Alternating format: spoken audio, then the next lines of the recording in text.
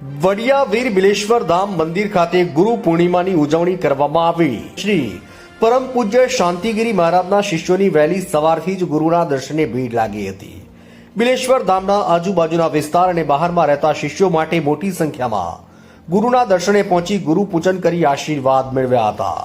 આ પ્રસંગે પરમ પૂજ્ય મહંત શ્રી શાંતિગીરી બાવાજી દ્વારા પોતાના શિષ્યોની ઉન્નતિ પ્રગતિ અને દેશમાં શાંતિ પ્રેમભાવ જાગે તેવા આશીર્વાદ અપાયા હતા।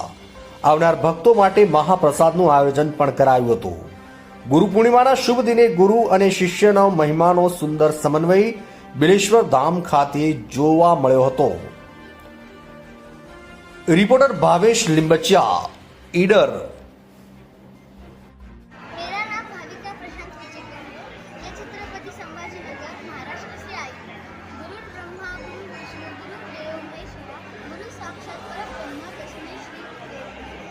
मैं श्री महंत शांतिगिरी जी महाराज की शिष्य हूँ और मैं आपको गुरु का महत्व बताने वाली हूँ। गुरु का महत्व जीवन में बहुत अधिक है।